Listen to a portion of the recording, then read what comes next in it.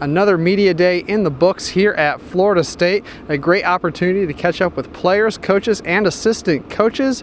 Of course, one of the biggest highlights of the day was Everett Golson talking for the first time as a Florida State Seminole. Golson discussed why Tallahassee and Florida State was the right choice for him. Just because of the program they built here, to be honest. I've had a chance to see Florida State up close and personal 2 times. First year, it was in 2011. I was a freshman, but Champ Sports Bowl.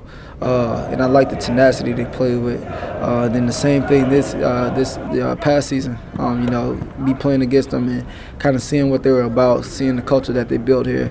It's really something special about this place. A lot of people wanted to know how Sean Maguire would react to Golson becoming a Seminole. He has embraced the challenge and has helped Golson along the way. Coach Fisher obviously kept me in the loop the whole time, the whole process. There's 2 ways to look at it. It's either competition or a threat, and the only thing that I'm thinking about is competing every day. It's only going to make this team better and myself better. So, I was all for it. One big concern for the Seminoles was the lack of sacks last year, only 17 for the Florida State defense. Defensive coordinator Charles Kelly knows that is one of the biggest priorities for his Seminole defense. No doubt, and with pass rush, for you to be able to be a good defense, you've got to be able to create pass rush with a 4-man rush.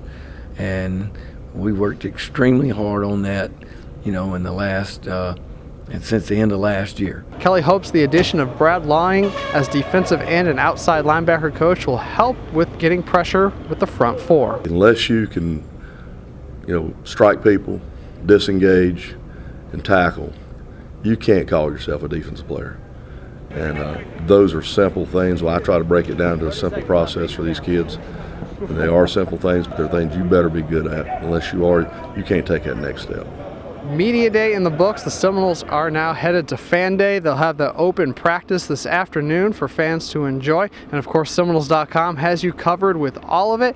And of course, there'll be a lot of features coming out of this day. Just stick with Seminoles.com and Knowles TV, as well as senior writer Tim Lenefelt for all the coverage on Florida State as they get ready for that home opener against Texas State. That'll wrap up things for now. Lane Hurt, Seminoles.com.